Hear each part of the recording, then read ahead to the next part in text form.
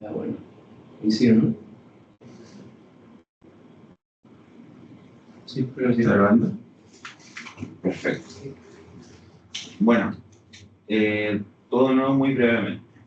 Presentamos este grupo de estudio ahora de Fenomenología y Ciencias de la Mente en el marco del trabajo de Enigma, un grupo de estudios adosado al Centro de Estudios Cognitivos de la Universidad de Chile, y el apoyo de la Asociación Chilena de Estudiantes de Filosofía Analítica.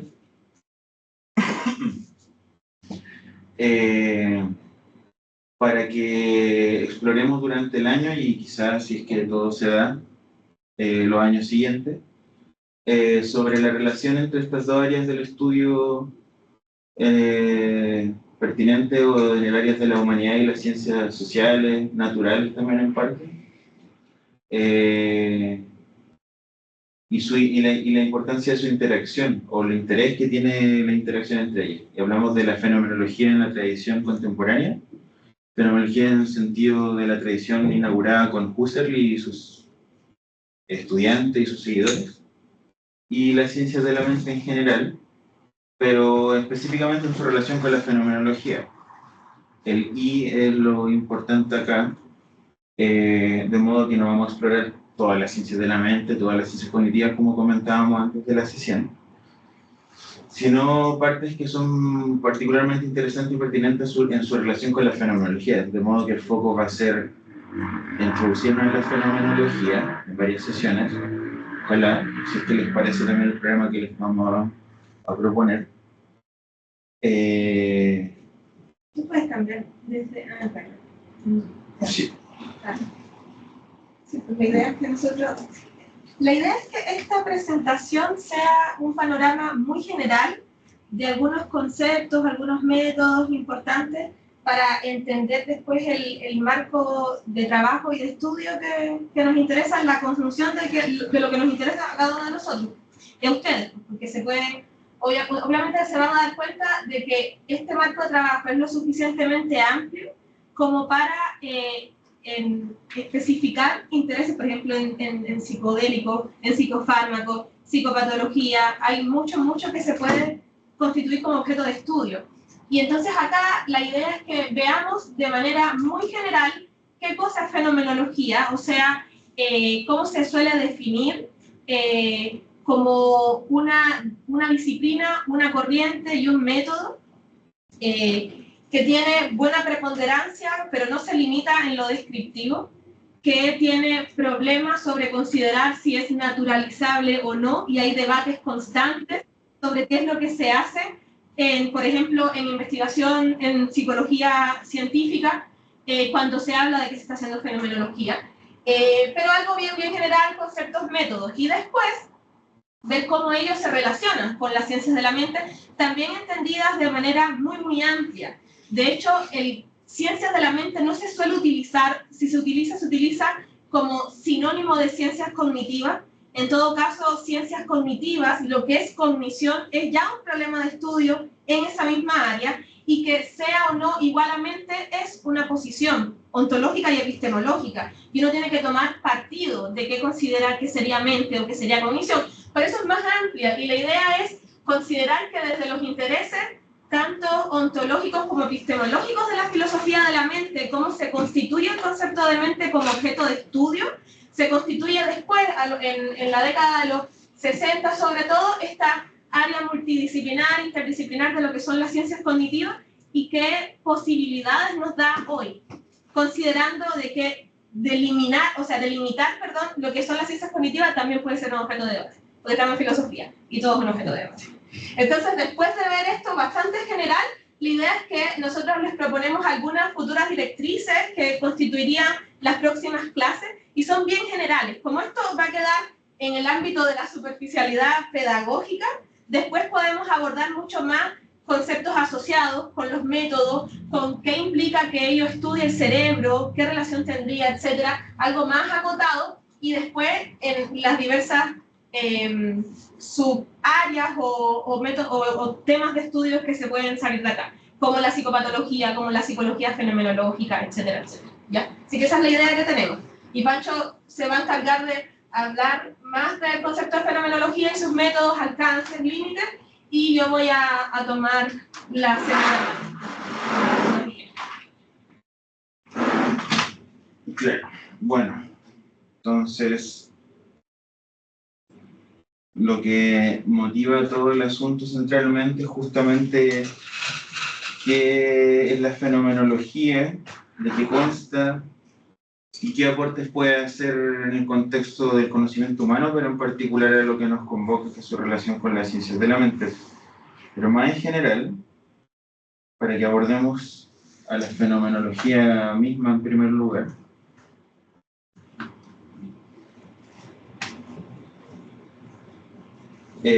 vamos a hacer un pequeño recorrido muy sintético sobre historia, algunos conceptos y aproximaciones metodológicas asociadas. Bueno, Hasta que te salga todo.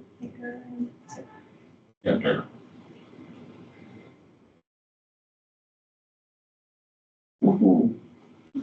La fenomenología es una tradición filosófica que, en un sentido muy amplio, se puede quizás considerar que abarcando más que el siglo XX hacia atrás, pero creo que hay motivos fuertes que ya se han sido expuestos en la literatura para considerarlo una cuestión más específica del siglo XX y motivada por el trabajo de este caballero, Edmund Husserl, quien fue el encargado de dar todo un espacio de discusión, motivaciones para la discusión a partir de sus motivaciones y ambiciones intelectuales. Él partió en realidad trabajando temas asociados a las matemáticas, de formaciones matemáticas, y investigando cuestiones sobre los fundamentos de la lógica en particular, para aclarar el sentido, el alcance y los fundamentos de la lógica y de área asociada.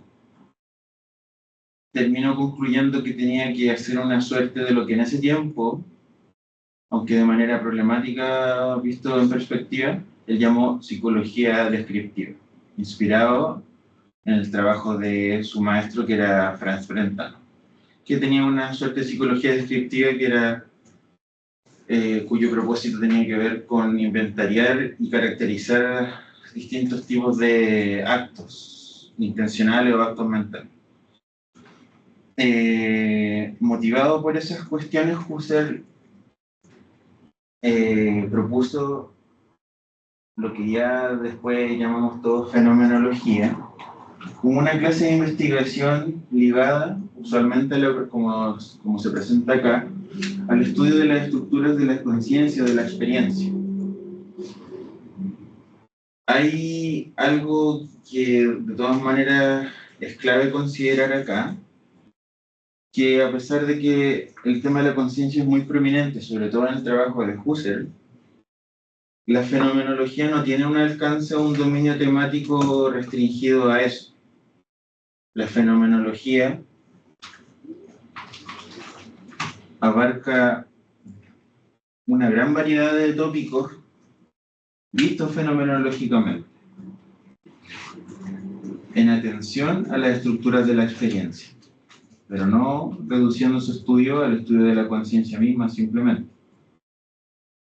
Entonces, por ejemplo, una forma de caracterizarlo es como lo hace al principio Walter Hoppe en su introducción contemporánea a la fenomenología, donde destaca que el impulso fenomenológico de lo que lo caracteriza no es siquiera una serie de doctrinas, de métodos establecidos, previamente establecidos, o doctrinas más bien en particular, sino que las tradiciones filosóficas anteriores se evalúan fenomenológicamente, esto es en relación y referencia a conceptos, cito del manifiesto del Jahrbuch de la revista que hizo Husserl, recordamos los grandes problemas de la filosofía, los problemas clásicos de la filosofía en relación a conceptos y problemas a través de una regresión a fuentes originarias de intuición y a los insights eidéticos que se generan a partir de eso. Eidético en relación a este concepto griego de eidos, de lo ideal, tiene que ver con el alcanzar estructuras invariantes o estables que caracterizan distintos aspectos de la experiencia del mundo y del encuentro consigo mismo también. Como también Hope resalta en el ensayo Concerning Phenomenology, como lo traducen, sobre la fenomenología de Reinach, uno de los estudiantes predilectos de Husserl, él dice: el primer impulso de la fenomenología ha sido trazar las relaciones de esencia en los más variados dominios de la psicología y la estética, la ética y la ley, etc. Nuevos dominios se nos abren en todos los flancos. Aquí dice Hope que la fenomenología entonces no es definida por ningún dominio particular. Practicar la fenomenología más bien es proceder fenomenológicamente en nuestro pensamiento filosófico. Y ahí podemos volver un poquito a Hope. Pero claro, el punto de la fenomenología es que un impulso particular, un tópico particular de ella, un aspecto particular, es que al enfocarse en la estructura de la experiencia, trata de no importar en la entrada teorías preconcebidas. A veces se dice que es como antiteórica, o se caracteriza como antiteórica, incluso como no metafísica o antimetafísica, pero es una caracterización que no coincide bien ni con el trabajo maduro de Husserl ni con la lectura más establecida, más típicas del área. Pero sí en el sentido en que no hay teorías previas, preconcebidas que tengamos lo que tengan que guiar la investigación, sino aproximarnos a las cosas mismas, como dice Edmund. Eso es el significado de esa expresión en alemán, a las cosas mismas. Tengo acá, de hecho, un poco más de esa cita, que es muy ilustrativo.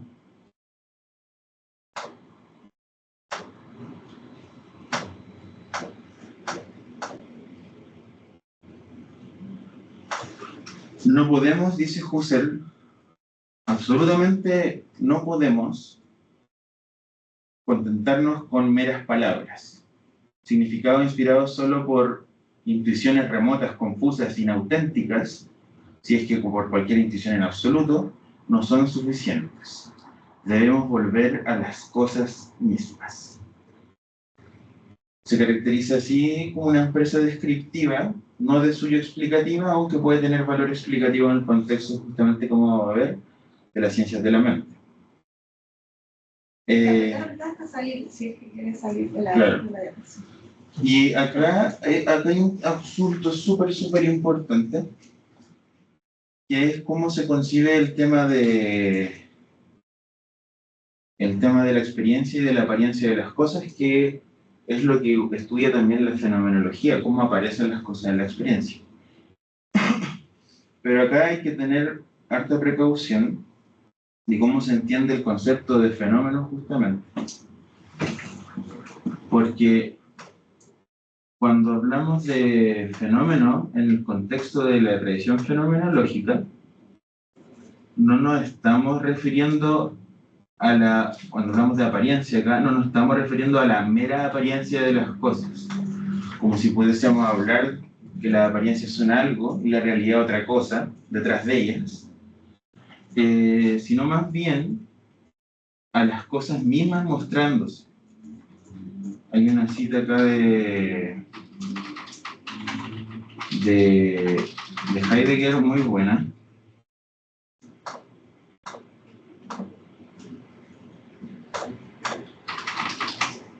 que se visita en su introducción a la fenomenología, que dice que es fenomenológicamente absurdo hablar del fenómeno como si fuera algo, dice, detrás de lo cual hubiese algo más, de lo cual eso sería un fenómeno en el sentido de una apariencia que representa y expresa este algo más.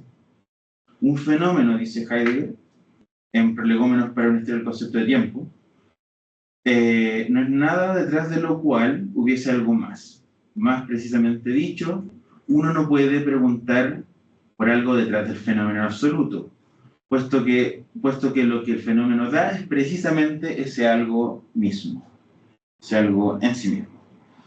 Podemos ahí, para quienes tengan un background, trasfondo en filosofía, ver cómo hay un contraste con esta noción clásica en Kant, distinción entre lo fenoménico y lo nouménico, entre lo que aparece al sujeto, lo que se da en la experiencia y la cosa en sí, lo que la realidad es en sí misma, por sí misma, independiente de nosotros.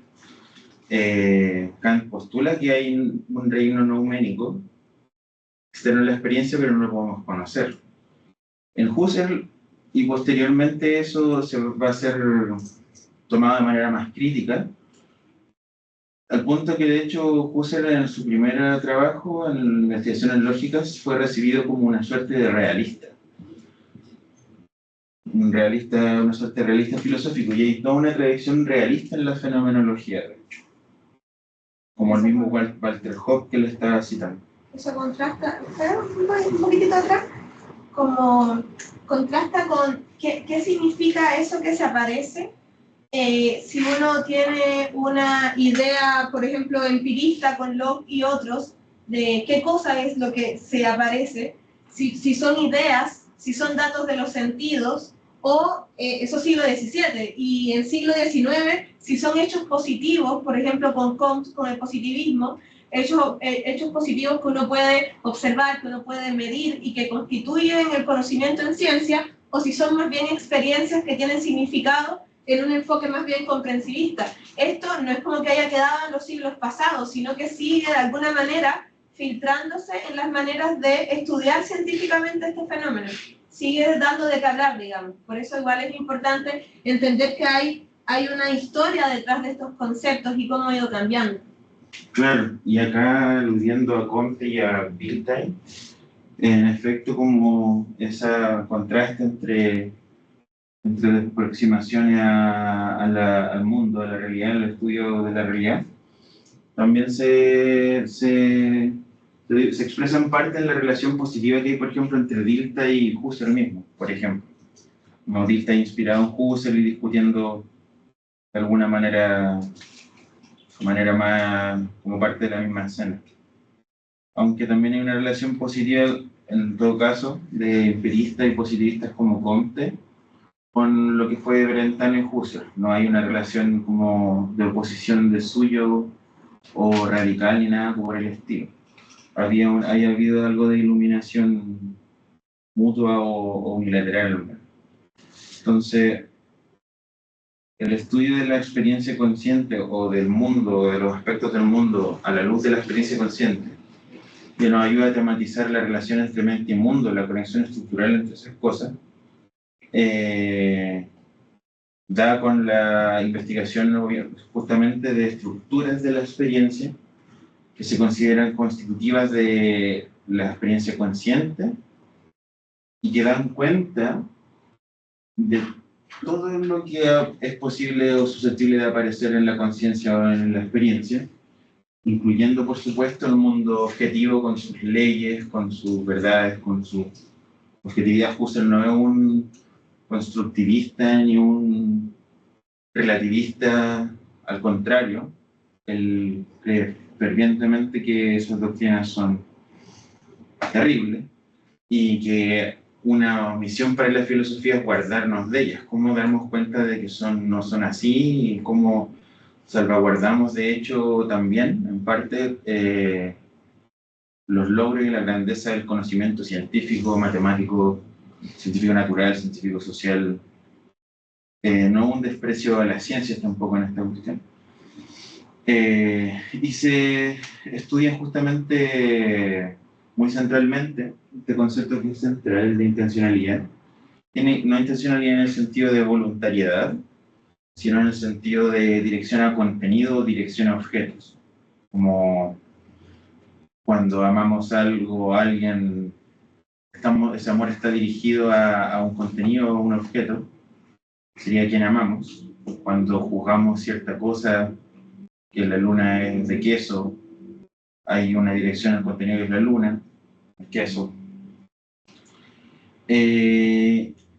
Y algo asociado justamente a esto, estudiando cómo en primera persona se dan las cosas, justamente, siguiendo también los esfuerzos de Brentano, que de otras maneras, se trabaja también con inventariar o dar cuenta de los distintos procesos subjetivos como que se dan en la conciencia, procesos mentales podríamos llamar justamente, como la atención, la percepción, la imaginación, la memoria, y tópicos como la autoconciencia, la conciencia de otros, la conciencia corporal o la experiencia corporal, espacial, la espacialidad, la corporalidad, la intersubjetividad, tópicos que son importantes desde perspectiva fenomenológica. Hobbes dice justamente cuando caracteriza la investigación fenomenológica, resalta esto que les decía de que la conciencia es un tema prominente, sobre todo en Husserl, pero que no es la única cosa misma de la fenomenología, naturalmente, como les comentaba. Husserl, dice Hobbes, definía de manera muy sucinta a la fenomenología como una doctrina descriptiva de las esencias de las experiencias puras. Esto por sí solo es como puede ser misleading, confuso, tener confusión. Pero el punto acá es que sin la razón, justamente que puede ser confuso, es que la fenomenología no se concierne simplemente...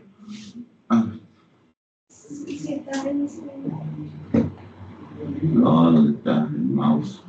Tengo que admitir a Gabriel, a Gaby. No, estoy cambiando. Ahí lo dice. Ya, sí. Ahí lo dejé. Bueno, bienvenido Gaby. Bueno, como les decía, Hobbes resalta acá que el punto es que la fenomenología no se concierne solamente con la conciencia, sino también con sus objetos. Y Hobbes dice incluso en su tradición de la fenomenología, desde su tradición, objetos reales, podría agregar, allá afuera en el mundo. El árbol, digamos, que veo ahí en la calle, no está adentro de mi conciencia, está en el mundo. No está como en una cajita dentro de mí. Los fenomenólogos van a ser muy críticos de esas formas de figurar la relación entre la mente y el mundo. Pero incluso esto, dice Hobbes, expresa solo parte de la verdad. Dice que el principal asunto de la fenomenología, en las manos de Husserl al menos, consiste en investigar, dice, las interrelaciones esenciales entre tres cosas, que son los actos mentales o las experiencias, sus objetos, de lo que son, en el fondo, de qué se trata en ese estado mental o experiencia, y sus contenidos, o sus, en puesto en muchos casos, sus significados. Significa. Entonces, y esto lo dice Husserl repetidamente, dice Hobbes. Dice Husserl que elucidar estas conexiones entre el ser veritable, veritable, y el conocer, y así en general investigar las correlaciones entre acto, significado y objeto es la tarea de la fenomenología trascendental. Y acá quería llegar al grano, justamente, que creo que achunta o da muy precisión, más allá de la presentación que usualmente se da la fenomenología más superficial, de qué se trata esto y cómo no se trata de la experiencia en oposición al mundo, como dos polos separados, o como si se llegó a decir que Husserl no tenía básicamente ni un interés en el mundo mismo, sino solo en el polo subjetivo. Pero eso sería una distorsión de al menos lo que pretenden los fenomenólogos. Entonces, dice Hobbes que si soy consciente de un objeto, por ejemplo, hay algo sobre mi proceso experiencial, sobre mi mente, que me hace consciente de ese objeto y no de otro. Muchas de las características de los procesos mentales, experienciales, son cuestiones neurales, por ejemplo, psicológicas, que son los objetos de los dominios de las ramas como la ciencia cognitiva, la psicología empírica, la neurociencia. Pero, para Hobbes, hay algunas características de mi mente que son el objeto propio de estudio de un diferente tipo de ciencia. Ahora, por ejemplo, no sé, esta mesa, bueno, está bien parada, no está inestable. El ejemplo da él de una mesa inestable. Podemos dar cualquier otro ejemplo en realidad. Pero ese pensamiento sobre me doy cuenta de algo así, o de que hay un gato bonito, que tiene un pelo de cierta forma, qué sé yo, esa experiencia, ese pensamiento tiene cierto carácter, tiene una naturaleza, dice Hobbes. Y es dado esta naturaleza, este carácter, es que es sobre una mesa o sobre el gato y no sobre cualquier otra cosa, como la barba de Sócrates o una sonata de piano, como dice Hobbes. Y acá el punto central, la conexión, dice, entre el carácter de esta experiencia y el objeto, la mesa o el gato, no parece ser una cuestión contingente o accidental. No es solo un tema de yo que tengo cierta respuesta subjetiva, por tener relación causal con la mesa, con el gatito, sino que hay algo más que está involucrado. Y eso, dice Hobbes, es lo que queremos averiguar. Si es que y cómo las experiencias, sus características o naturalezas y los objetos de diferentes tipos están entre sí relacionados de manera no accidental, de manera esencial. ¿Cómo es que encajan estas cosas?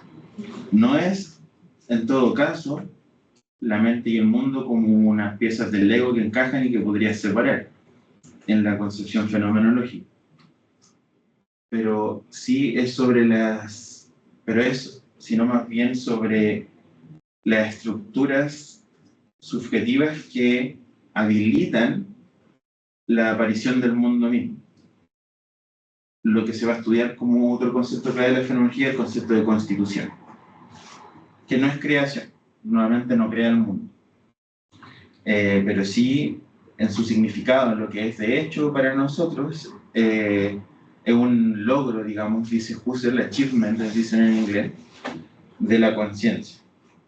Articulación del mundo en un lugar significativo y con todas las características que tiene. ¿Qué pasó?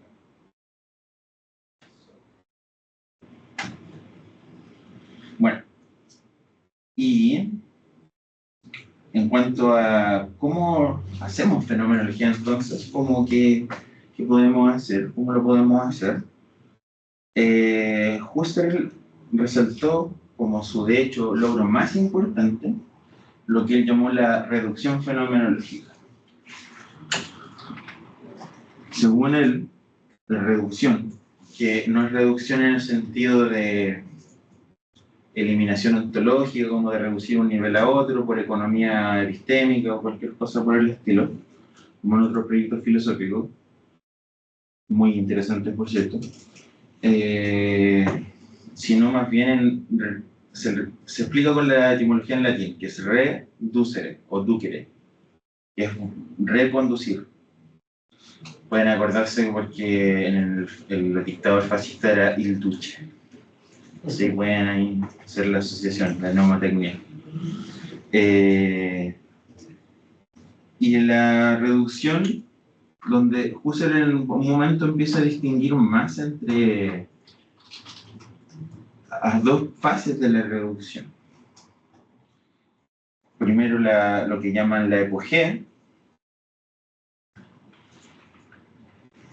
y lo que llaman la reducción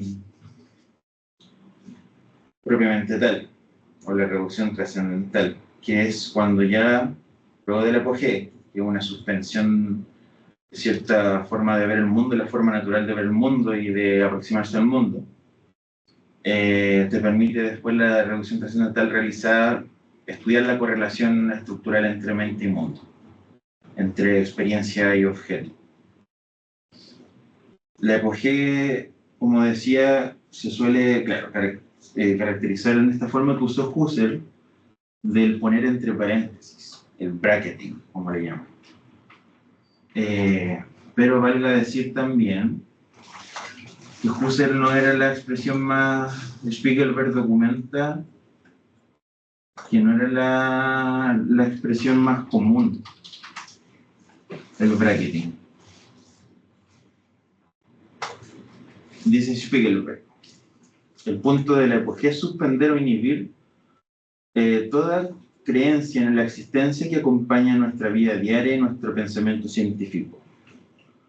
Otros sinónimos más figurativos eran, decía Husserl, außer Kraft setzen, que es poner fuera de acción, putting out of action, o ausschalten, que es como apagar, turn off, o keinen Gebrauch machen, que es como fallar en utilizar, no fracasar en utilizarlo, no utilizarlo.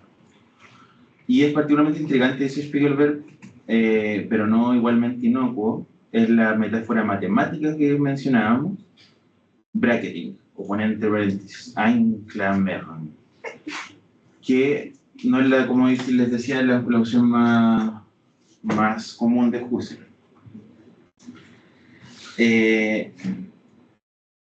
Un aspecto de los procedimientos metodológicos también es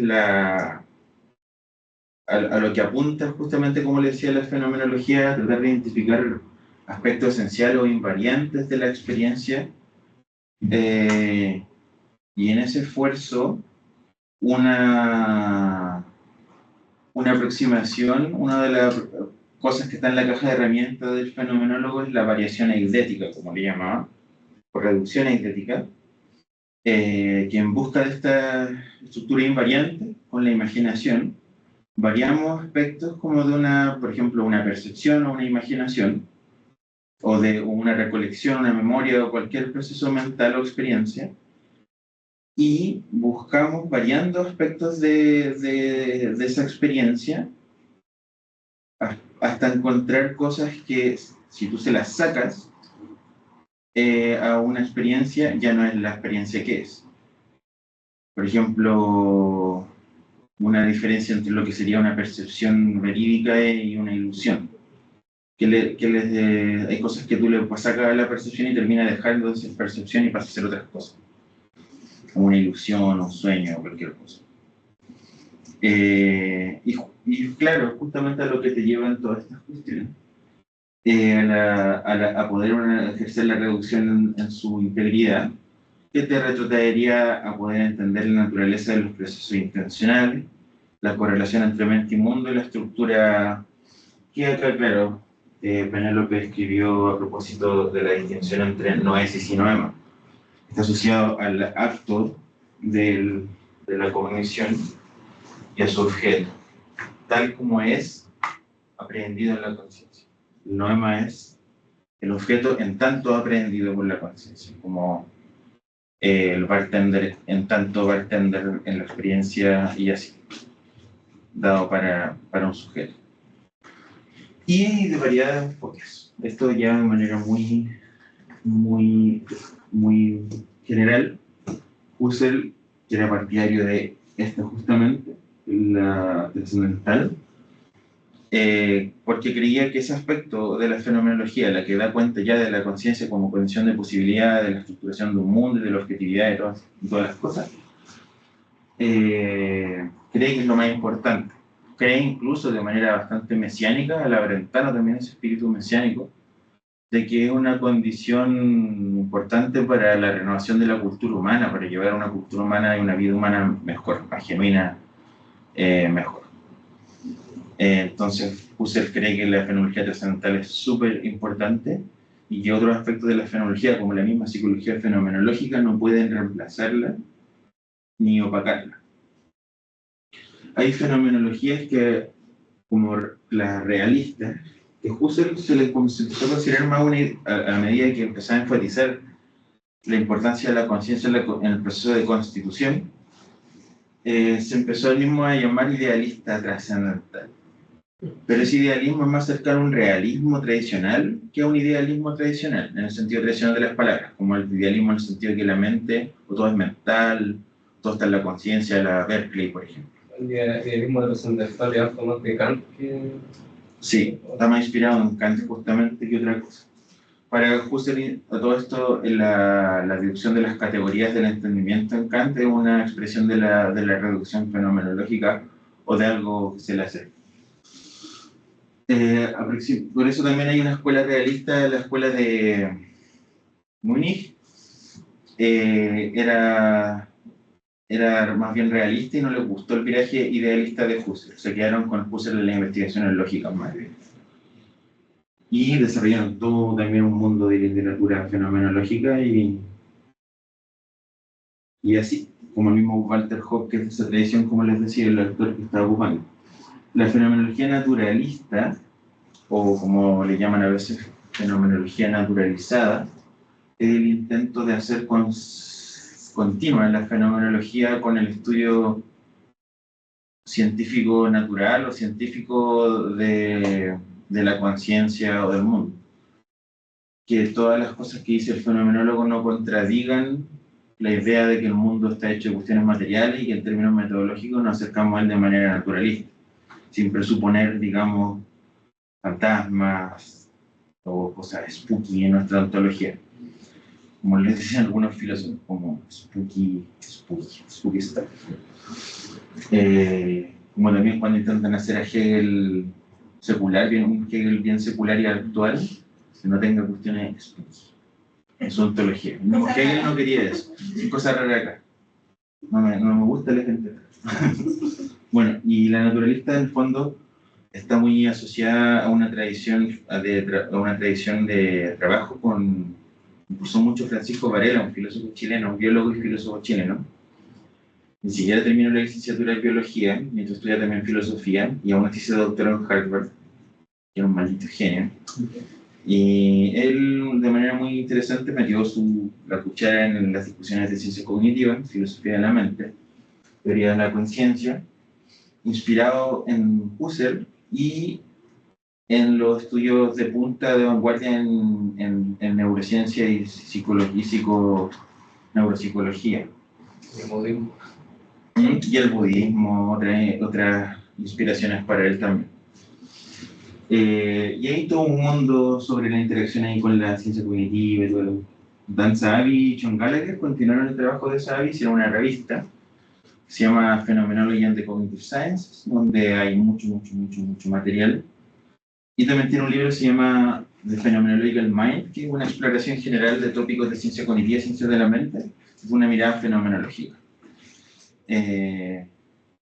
La fenomenología en tradición existencial o lo existencialista, como pensamos, se puede pensar en Jean-Paul Sartre, también ha tenido harta relevancia. De hecho, hay un companion entero, un manual compilado, editado por Hubert Dreyfus, también conocido en la escena de la fenomenología y la filosofía anglosajona, filosofía de la mente, de la ciencia cognitiva y tal, con Grathel, que se llama Companion en la fenomenología y el existencialismo. Muy bueno. Ahí también les recomiendo echarle una mirada. Y la hermenéutica, muy asociada al trabajo de Martin Heidegger, que le da el nazi, Héctor el nazi, el desgraciado ese, el gurú, le dio un giro, digamos, que se suele caracterizar así, una suerte de giro hermenéutico en el sentido que está ligado a la teoría de la interpretación o a la consideración de la dimensión interpretativa que permea toda la vida humana. Pero acá tenemos mucho tiempo si profundizamos en eso y creo que tenemos que irnos más lejos. Para terminar, solo voy a mencionar algunas cositas que los fenomenólogos han hecho. Dan Savi, parte de su libro Phenomenology the Basics, que se acaba de editar en 2025, justamente ahora, parte hablando de cómo la fenomenología ha contribuido. Dice Savi que a lo largo de los años la fenomenología ha hecho contribuciones mayores a muchas áreas de la filosofía y ha ofrecido análisis como groundbreaking, dice, como sacuden, rompen el piso, en tópicos como la intencionalidad, como hablábamos, la percepción, la corporización, las emociones, la autoconciencia, la intersubjetividad y la empatía, o el fenómeno del mind reading, como se caracterizaría desde la tradición anglosajona y científica, la temporalidad, la historicidad y la verdad. Ha traído críticas apuntadas a cosas como el reduccionismo, el objetivismo, el cientificismo, y ha argumentado alargadamente por una rehabilitación de lo que en fenomenología llaman el mundo de la vida. Husserl lo estudió bajo esa rúbrica de Lebenswelt, que es una noción también muy importante en Husserl, pero que podemos discutir un poco más después. Presentando, dice, una explicación detallada, dar cuenta de manera detallada de la existencia humana, donde el sujeto es entendido como un sujeto, como un ser en el mundo, corporizado y social y culturalmente imbricado. La fenomenología ha provisto inputs cruciales a todo un rango de disciplinas empíricas. Incluyen la psiquiatría, la sociología, la psicología, la antropología, los estudios de enfermería y medicina y las ciencias cognitivas. También agregarían a tópicos de discusión que intentan aclarar fundamentos de la física, de la matemática. Hubert Dreyfus, como fenomenólogo, se metió a hacer críticas sobre concepciones clásicas de la ciencia cognitiva y la inteligencia artificial. Escribió un libro famoso que se llama What Computers Can't Do. Su intervención ante, si no me equivoco, DARPA, esta cuestión militar, esta organización de cuestiones militares, hizo que se desfinanciara incluso ciertos proyectos de inteligencia artificial por su intervención ante ellos, proyectos. Entonces hay todo un mundo de interacciones que se pueden descubrir. Así que yo creo que mejor lo dejo hasta ahí. Espero que enganchen con este tema de la fenomenología. Yo tengo muchas dudas sobre temas de fundamento de la disciplina. Me pregunto constantemente si es viable epistémicamente. Lo he considerado también desde el punto de vista de autores que creen que no, como Daniel Dennett, o creían que no, o que no tanto, o no del todo. Se anduve echando un poquito para atrás, pero creo que es importante mantener un ojo crítico y, si bien no vamos a poder explorar todas esas cosas acá, que entre la gente más interesada del grupo podamos seguir hablando también aparte de lo que hagamos en el grupo para averiguar cosas como esas. Hay varios conceptos centrales en la fenomenología que creo que hay que aclarar, como el concepto de intuición, de evidencia, el concepto de esencia, aunque creo que es menos importante que la intuición y la otra, y el concepto de lo a priori, que es de esto que la fenomenología se considera una disciplina a priori, no empírica. Cómo, a pesar de ser una disciplina no empírica, puede aportar conocimiento sobre el mundo, o cómo se relaciona con las disciplinas que sí son empíricas, porque igual puede obtener input de la experimentación en la psicología fenomenológica según el mismo Husserl. Según otros, Husserl no hacía una fenomenología realmente pura, igual se inspiraba en cosas de casos empíricos. Entonces hay otras cosas que aclarar y esperemos que salga bonito, y los dejo con Penélope, que nos va a hablar de ciencia de la mente y fenomenología y todo lo que... O sea, no tanto en todo caso, porque, claro, la idea es que considerando el marco teórico, conceptual y de métodos que surgen de de la fenomenología filosófica, cuando uno se traslada a las ciencias, se le suele denominar a todo ello fenomenología filosófica, con cada uno de sus intereses, pero se engloba ahí. ¿Está bien? ¿Está mal? Bueno, pero se suele hacer de esa manera. Y acá, eso toco cualquiera, la presentación que vamos a hacer de ciencias de... ¿Por qué no dices tú? Ahí sí, ahí lo digo. De ciencias de la mente es, claro, parasitaria de la fenomenología de alguna manera porque es nuestro interés. Entonces eso significa que el foco va a estar en cómo la constitución de la mente/cerebro o mente/cognición bebe de esa tradición para estudiar empíricamente estos fenómenos. Con el bagaje que dio Husserl y antes Brentano y todos los que vinieron después de Husserl, claramente la fenomenología se puede entender como método, como un conjunto de métodos empíricos en el fondo. O sea, se puede aplicar como eso. Una de las discusiones más clásicas es quién es el que hace más fenomenología que el otro, quién es el que es más fiel a Husserl que el otro. Bueno, hay siempre o casi siempre una pelea en la cantidad de maneras de conceptualizar los fenómenos a estudiar y de hacer metodologías al respecto que pelean con quién es más fenomenológico que el otro. Pero quitando eso, que siempre es un objeto de debate, porque de hecho el mismo hecho de que la fenomenología sea naturalizable es objeto de debate. Quitando esa cuestión, si uno ve... ¿qué estás buscando? ¿Tienes una bolsa ahí? ¿Tienes una bolsa? Ah, ya. Es que te habías afligido.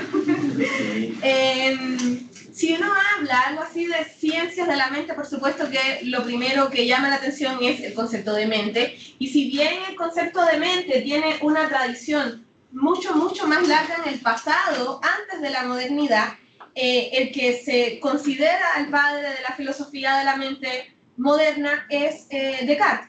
Pero además de que históricamente se suele considerar padre de la filosofía de la mente, para autores como Rorty se considera el padre del concepto mismo de mente o la conceptualización que uno tiene de lo que es mente. No solo la reflexión, de hecho, bajo lecturas más radicales, en el fondo esta persona se inventó el problema mente-cuerpo que antes no existía de esa manera. Entonces, hay todo, Taylor tiene un libro bien bonito al respecto, y como él, hay muchos sociólogos de la ciencia, de la filosofía, y gente de otras áreas que estudia la evolución histórica de esto.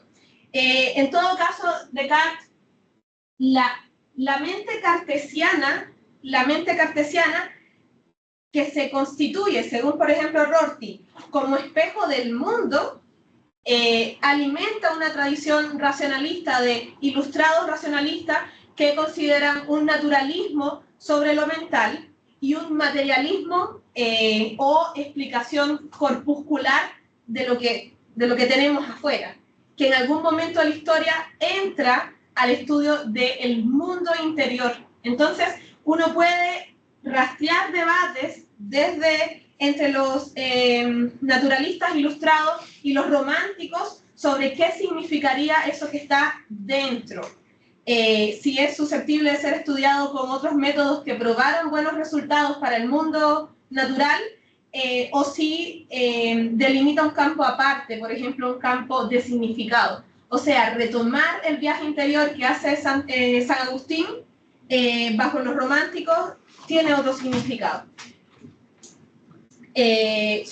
Bajo el debate entre los románticos y los ilustrados. Y en todo caso, además de considerar que de aquí nacen muchos de los problemas, y además de eso, puede llegar a considerarse que nace el concepto de mente, nace un montón de posturas que todavía se pueden encontrar, declaradas o no, tanto en filosofía como en ciencias, sobre qué es mente y qué es cuerpo. Pero solamente le cambian el nombre y le agregan otro supuesto. Es importante que sepan que, claro, esto puede estar o no declarado, pero no significa que no operen, por ejemplo, los científicos y los cientistas bajo criterios sobre qué cosa es lo mental y qué cosa es lo físico.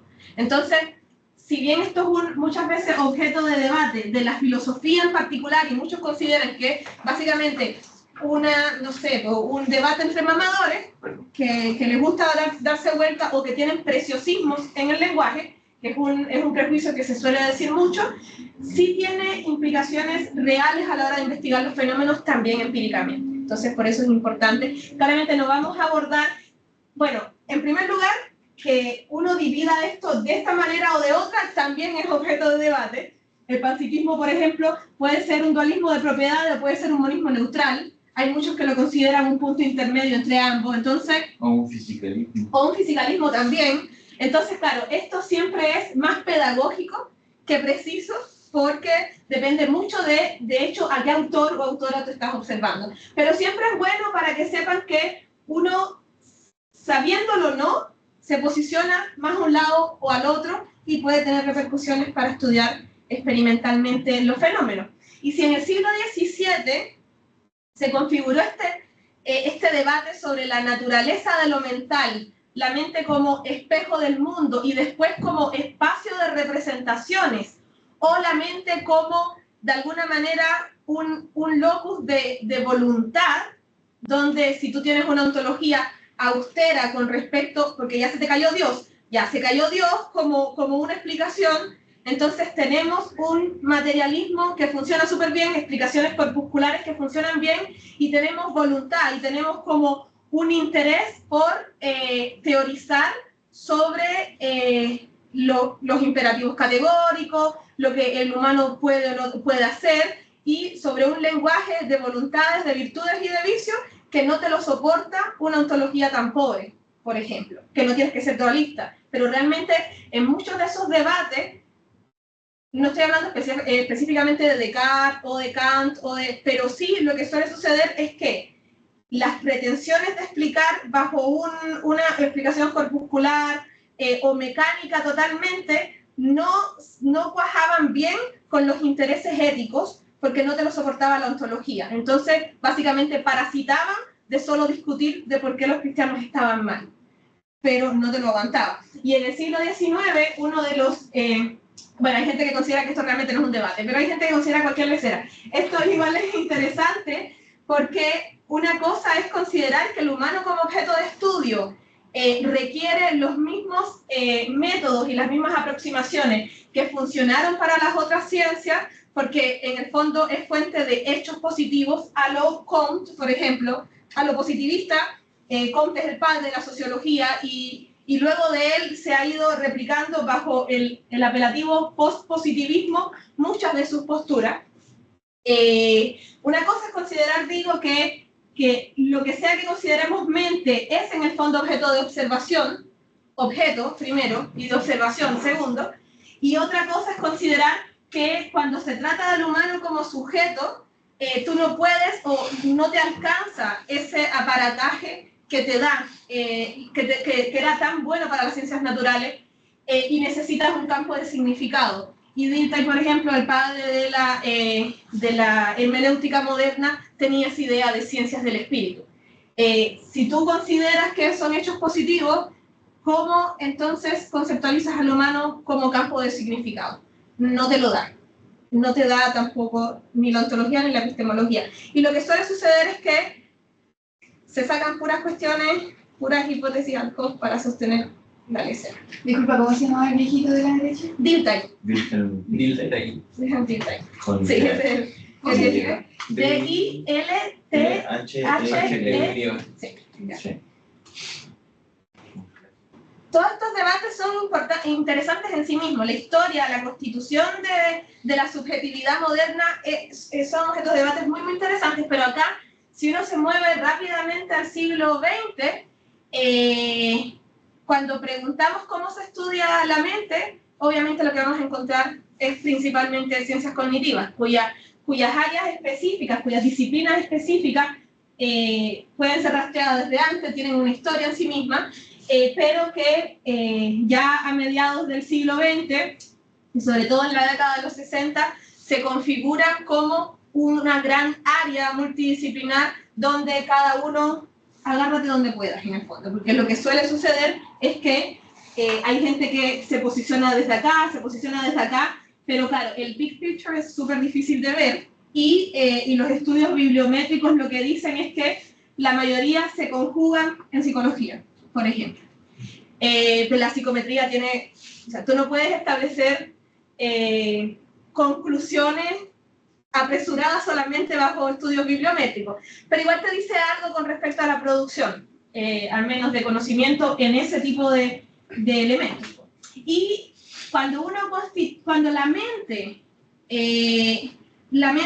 intentando configurarse como objeto de estudio científico pasó por el conductismo, pasó por sostener que la mente como inobservable no puede ser estudiada y tiene que ser, o es idéntica o tiene que ser reducida metodológicamente o también epistemológicamente a la conducta, cuando llegan los avances en computación, por ejemplo, y cuando se ve la potencialidad de utilizar la relación entre software y hardware como una relación de alguna manera entre mente y cuerpo, entonces se puede establecer algo que se llama a veces método sintético. Entonces tú lo que haces son modelos de cómo se supone que pueden funcionar los procesos cognitivos y tú los implementas, y si funciona la cuestión bien, entonces obviamente tú no vas a decir así funciona el humano como tal, pero sí te da bastantes luces sobre su comportamiento general.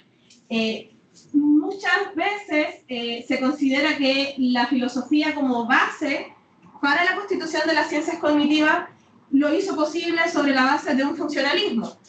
El área multidisciplinar de las ciencias cognitivas reconceptualiza tradicionalmente la mente o los procesos cognitivos humanos, ya bajo ese lenguaje, como capacidades de procesamiento de información, computacionales y representacionales. O sea, que un sistema que manipula ciertos signos con respecto solamente como un sistema sintáctico que opera representaciones que se consideran análogas a estructuras de datos. Entonces, la idea de los supuestos computacional y representacional es que la mente es un computador, pero claro, decir que es un computador o decir que es análogo o que es una metáfora el hecho de que sea un computador también es objeto de debate. Entonces, claro, siempre sale mucha gente diciendo, no, literalmente no es un computador, pero si uno considera que las capacidades cognitivas son capacidades de procesamiento de información, entonces va a establecer ciertas limitaciones de estudio sobre la base de esos supuestos. Y esta idea de que las capacidades cognitivas se entienden como capacidades de procesamiento de información es una idea que desarrolla, por ejemplo, Bárbara Honecker, que a profe Guido Vallejos le encanta, para estudiar, de hecho, literalmente, qué es la ciencia cognitiva. Las representaciones suelen ser entendidas como estructuras sintácticas, o sea, simbólicas, perdón, que tienen cierto contenido sobre el mundo. Pero el hecho de que haya representaciones del mundo sugiere que, en el fondo, tenemos como un sistema que refleja el mundo, de nuevo, como si fuera un espejo. Lo mismo que ya podía verse dentro de la filosofía, las lecturas de la filosofía cartesiana. Entonces, si la mente en verdad o el aparato cognitivo es un dispositivo que procesa información, procesando representaciones de esa información que tienen contenido respecto del mundo, pareciera que tienes algo así como modelos mentales dentro y que el mundo en el fondo está contingentemente relacionado contigo.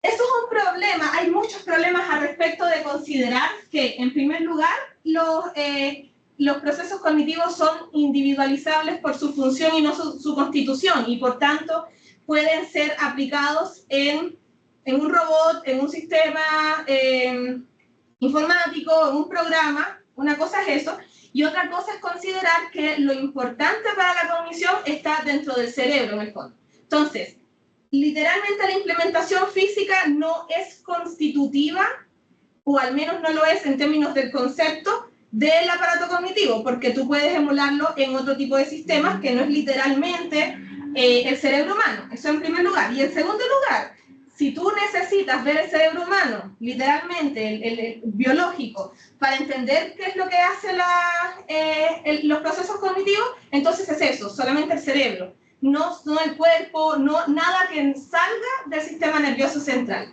Y eso es un intracranealismo. Y eso, el hecho de considerar ese funcionalismo y el hecho de considerar ese intracranealismo, lo que hace es sacar como importante o como trascendental para estudiar los procesos cognitivos al cuerpo, más allá del cerebro y al ambiente. Y nadie ha dicho que no son importantes. Ellos dicen, ya, claro, sí es importante, pero el objeto de estudio no los incluye. Uno puede estudiar, que lo hagan los antropólogos, que lo hagan los... ¿Cachai? Lo primero que van a problematizar quienes conforman algo que uno puede unir en cognición 5E o 4E es eso. O sea, son esas dos cosas. Considerar que los procesos cognitivos solamente se instauran en el cerebro es muy problemático, que más allá el cuerpo no es importante, es problemático, y que el sistema en el que está imbuido del humano no es constitutivo de esa cognición, también es problemático. Todo ello es problemático. Y ahí, claro, uno puede delimitar varias posturas con respecto a qué sería la cognición entonces. Tú puedes decir, ya, el cerebro no lo es todo, cognición corporizada te dice que, claro, no es solo el cerebro, sino el cuerpo. El hecho de que uno tenga una postura erguida, por ejemplo, ya es importante para saber cuestiones perceptuales, y no solo perceptuales, hasta considerar, por ejemplo, que capacidades abstractas también están de alguna manera delimitadas por las capacidades que tenemos corporales más allá del cerebro. Que ese sería como el último bastión, que ya, bueno, las capacidades perceptuales requieren del cuerpo, pero hay cuestiones abstractas que no. Porque cuando uno dice que la mente es, en el fondo, un dispositivo computacional representacional, o sea, que tiene representaciones, esas representaciones se suelen considerar amodales, o sea que no tienen una relación con las capacidades perceptuales que las generan. Entonces, si tú dices, no, ya, no solamente el cerebro, también es el cuerpo. No solamente el cuerpo, sino también es el entorno, o sea, la mente-cerebro está embebida en un entorno, y es importante entender ese entorno, o al menos el entorno inmediato, para entender qué es lo que pasa con los procesos cognitivos. La mente-cerebro en verdad es enactiva, o sea, uno enactúa cuando tiene un coupling o una relación dinámica con el ambiente, y es ahí donde aparece la cognición y no antes. No es como está la cognición e interactúa con el ambiente. Para que haya cognición tiene que haber una interacción dinámica con el ambiente, y en todas las maneras en las que se entiende el enfoque enactivo no hay una sola. Considerar que está extendida, o sea, que no solamente está literalmente embebida en un entorno, sino también que se extiende en otros individuos, en otros artefactos, y que si están dentro, ciertas capacidades se dicen que son cognitivas, y si están fuera, entonces no. Por argumento de paridad uno tendría que decir, bueno, ya, si uno utiliza un dispositivo para tener capacidades de memoria, entonces uno está haciendo un proceso cognitivo ahí también. El dispositivo de alguna manera entra como dentro del objeto de la cognición, como el fenómeno así. Entonces ahí empieza cada uno a discutir qué cosa está mal en la vilipendiada o vilipendiado modelo computacional representacional de la mente. Y acá uno tiene ciertos niveles de radicalidad, o sea, claro, si tú dices ya, lo importante para la cognición está más allá del cerebro, no solamente el cerebro. Hay cuestiones que son extracranealistas para poder explicar lo que es la cognición. Ya, ¿qué cuestiones son esas? Uno puede mantenerse en procesos corporales y decir, como les digo, que el cuerpo más allá del cerebro es importante, y uno puede irse más agilado a procesos extracorporales. Y uno puede adoptar posiciones más o menos radicales con respecto de qué es lo que hacen esos procesos corporales o extracorporales. Uno puede decir de manera más débil que la cognición depende causalmente de alguno de estos procesos. Pero uno también puede decir más radicalmente que no es que dependan causalmente, es que están constituidas de esa manera. Uno puede mantenerse en una relación de dependencia causal con el entorno, como que estás embebido y claro que el entorno te influye. El entorno te da, por ejemplo, affordances para que tú puedas comunicarte efectivamente con él y tú, en el fondo, tienes un proceso evolutivo que está destinado a que aprendas a utilizar esos affordances, o más bien tú puedes extender la mente, literalmente como objeto de estudio, como fenómeno de estudio. Y aquí, ¿qué rol juega la fenomenología? Hay varios roles que juega la fenomenología, considerando tanto una tradición filosófica como un método. Cuando uno estudia sujetos, al menos en ciencias sociales, uno hace una diferencia muy clásica entre metodologías quali y metodologías quanti. O datos quali y datos quanti, datos cualitativos, datos cuantitativos. Y los enfoques mixtos mezclan ambas. Normalmente cuando uno entiende metodologías cuantitativas, uno entiende uso, por ejemplo, de producción, análisis e interpretación de datos cuantitativos, de números, que uno puede recopilar por ejemplo, por experimento, que englobas una cierta base de datos de tu experimento y tú estudias ellos con métodos estadísticos, con estadística inferencial. Entonces, en el fondo, tú tienes tu muestra y tú tienes que justificar bien de por qué es esa muestra, qué características tiene esa muestra, por qué es esa cantidad de personas en esa muestra y no otras. Y eso, por ejemplo, se hace con software de potencia estadística. Tienes que tener potencia estadística para saber que la muestra que tú conformaste tiene la potencia de, si es que ese fenómeno que tú estás estudiando es real, lo va a poder cachar tu análisis. Entonces tienes que hacer eso. Y tú haces si es un enfoque experimental, lo que uno hace es, tiene variables independientes que tú manipulas.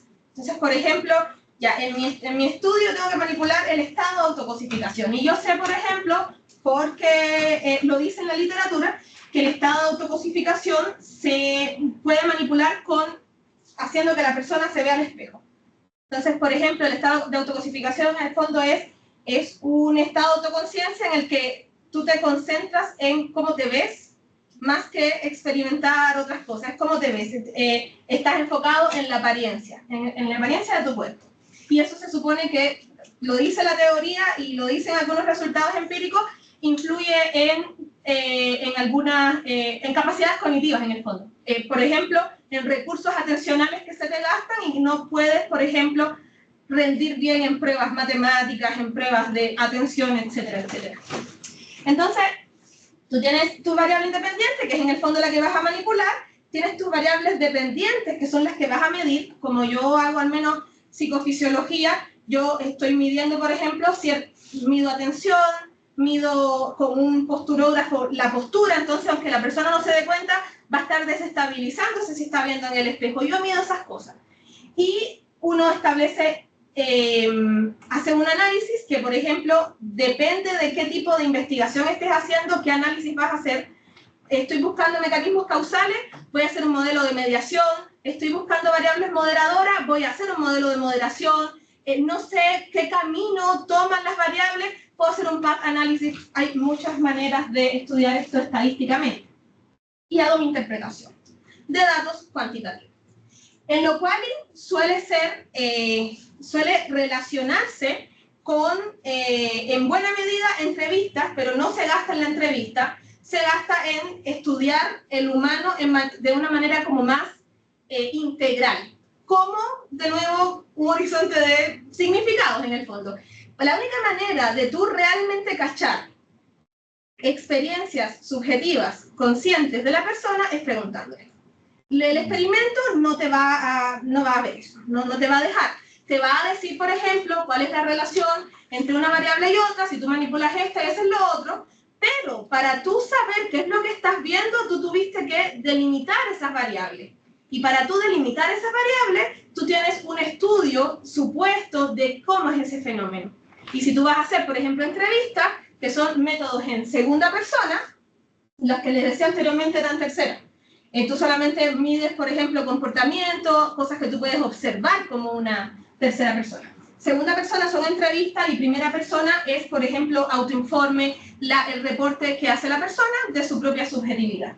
Tú puedes establecer órdenes de, por ejemplo, hacer cuál y primero, cuál y después, cuál y primero, cuál y después, dependiendo de si tú quieres explicar o si tú quieres, por ejemplo, explorar, si quieres explicar, si quieres hacerlo en ambos, en paralelo, o si quieres incrustar una en la otra. En el fondo, la fenomenología puede entrar en cualquiera de estas, y sobre todo como método cualitativo.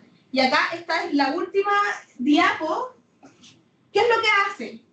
Yo pequeño gris, Sí. pero gracias, estuvo muy buena la presentación. Gracias. Ay, Igual me tengo que ir. Esta es la última diapo. Que tengo que ir. Tú puedes delimitar tus experiencias y, por ejemplo, delimitar y estudiar experiencias generales de tipo, o sea, puede ser alguna experiencia por la que todos hemos pasado, por ejemplo, cualquiera. O puedes delimitar experiencias específicas en personas específicas, por ejemplo, con parálisis cerebral, como personas con parálisis cerebral viven su cuerpo, por ejemplo, motoramente. ¿Cómo? Y eso también es una experiencia y tú puedes estudiarlo con estos métodos, en ambos casos.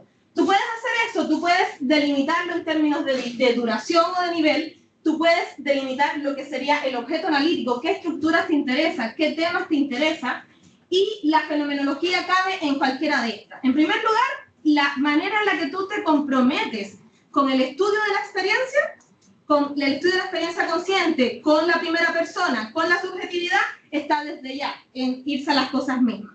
Tú puedes hacer eso, tú puedes, por ejemplo, considerar la fenomenología como criterios de validez y de integridad metodológica, porque para realmente tú hacer un estudio cualitativo a conciencia, tú tienes que hacer algo que se llama reflexividad. Tener que de hecho se tiene que, lo dice la APA, tienes que reportarlo en tus papers. En los reportes que tiene la APA de cómo hacer un paper decentemente, uno de ellos es eso, la reflexividad. Entonces tú pones entre paréntesis cuáles son los supuestos importantes de tu misma formación para estudiar el fenómeno. Y la fenomenología aparece en términos de criterio, la misma manera en la que tú tienes consistencia entre el marco fenomenológico que tú utilizas y la manera en la que tú abordas los datos, haces los experimentos, haces los análisis y haces la interpretación. Para que todo ello tenga un resultado coherente, tú tienes que tener consistencia performativa, fenomenológica interna y externa, si estás utilizando esta aproximación. Tú puedes enfocarte en conceptos y puedes enfocarte en métodos. Entonces la fenomenología de alguna manera están todos ellos al mismo tiempo en el fondo. Tú puedes, por ejemplo, hacer o diseñar metodologías, por ejemplo, de entrevista, que se concentren en conceptos sin utilizar los métodos de reducción. Puedes hacer eso, pero se te va a colar igual el hecho de que requieren estos criterios de validez y de integridad fenomenológica. ¿Okay?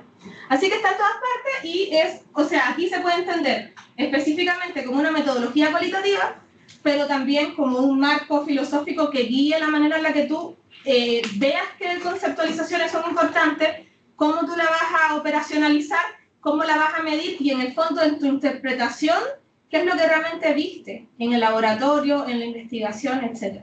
Y qué dice con respecto a la teoría o las teorías previas con respecto al fenómeno. Eso por.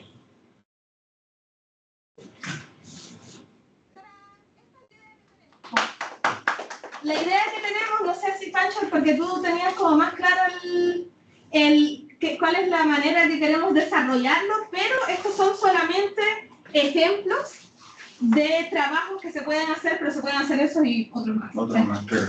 Había una lista de sesiones que esto es la organización de eso. Y tenía acá en mi correo. Wow. ¿No tienes espacio? No, es que no se ve acá, se echaló. Sesiones. En la carpeta que hice del grupo, con la Penélope, cuando nos juntamos la última vez, pensamos en esta propuesta posible. La primera sesión, lo que estamos haciendo ahora,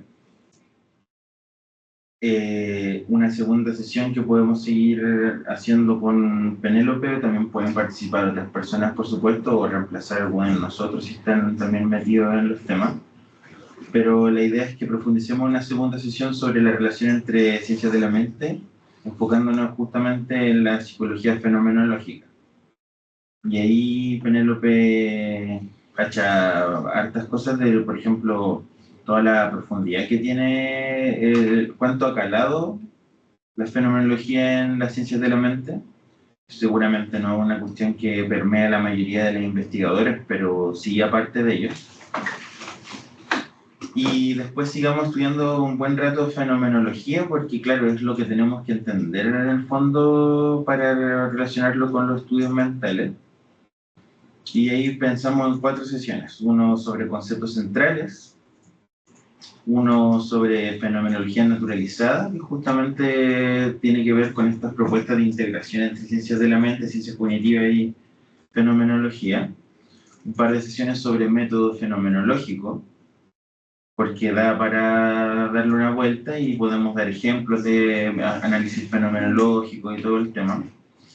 Y después vamos a lo bueno. Yo creo que ya terminando el semestre ya, empezaríamos con psicología fenomenológica, conciencia corporal y autocosificación, que es la investigación de Penélope. Como muy buen ejemplo interesante sobre la cuestión, podemos dar una sesión entera de eso. Una presentación general de psicopatología fenomenológica que abarque un poquito de varios ejemplos de distintas patologías importantes y análisis de lo mismo. Entonces ahí estaba pensando que averiguáramos un poco sobre, algo de lo que se va a profundizar después también, como esquizofrenia, depresión, autismo, que claro, es disputable para muchas según si es que lo debería considerar patológico. Eso también es un tema ético y políticamente relevante además. Pero sí se ha estudiado al menos como desajuste a las normas típicas, a la tipicalidad de la mente humana. Entonces también se ha estudiado como psicopatología fenomenológica. Y ahí por lo mismo fue también en la primera sesión hablar un poquito de trastornos de autoimagen, que también se ha estudiado fenomenológicamente. Vamos a hablar de algunas cositas introduciendo el tema y después le proponemos una sesión que puedo hacer yo, que es sobre mi tesis, Mind Reading y Autismo, y una sesión que está abierta a quien quiera participar, sobre todo si alguien ya cacha, sobre esquizofrenia y depresión. Y queda un espacio para 3 o quizás tirándolo mucho, 4 sesiones más, yo creo que 3, para que presente un trabajo en progreso. Rocío ya se le ocurrió algo que es exponer lo que ya está, que exploremos lo que ya está buscando, lo que ya está estudiando. Tiene que ver con filosofía de los psicodélicos y ahí hay también literatura fenomenológica, le podemos dar una vuelta a eso. Y en fin, lo que a ustedes se le ocurre, si le ocurre algo ahora o después, podemos ir ajustando esto, si les parece que debemos ajustar este programa de alguna manera. También tienen que decírnoslo y luego, porque esto es lo que vamos a presentar a Manuel y tenemos que ahora llenar un formulario también para hacer oficializar el grupo como parte del Centro de Estudios Cognitivos. ¿Y tú sabes si ese formulario Ya me pasaron el actual. el actual? Sí, entonces ahí lo hacemos esta semana. Se lo mandamos a Manuel. Manuel nos auspicia. Y espero también pueda estar viniendo o viendo las grabaciones al menos. Y la idea es que igual ahí colaboremos un poco con él, porque también está metido en activismo, que es como una de las ramas de la ciencia cognitiva más conectadas con la fenomenología en inspiración y afinidad. Entonces estaría muy bueno eso de poder tener a Manuel seguido. Y bueno, creo que podemos comentar, pero ya se nos hizo un poco tarde, así que podríamos ir conversando ahora afuera, si es que quieren un ratito, en la escalera. Y para la otra espero que empezamos un poquito más puntual para que podamos comentar cada 2 semanas. Estamos pensando, claro. Y ese va a ser muy largo, todavía podemos terminar con julio. 10 semanas. sesiones? No, porque son como cada 2 semanas y alcanzaría, yo creo que hasta el otro semestre con sesiones. Igual creería. Sí, igual creo que estaríamos... Sí, porque pienso que una vez a la semana, en un semestre son como 16 clases. Sí, pues. Sí, pues. Por eso, si son 10, llegaríamos hasta fines de julio. Por lo menos. Yo no tengo problemas si después de las 6. Cualquier Ya, día. esta cuestión está grabando, ¿cierto? ¿Cómo Sí, lo paro? tenés que ponerle el nombre y... ¿Hay más? Esta va a ser de grabación, ¿no? Creo que sí. Sí. ¿Dónde está la cámara? Esa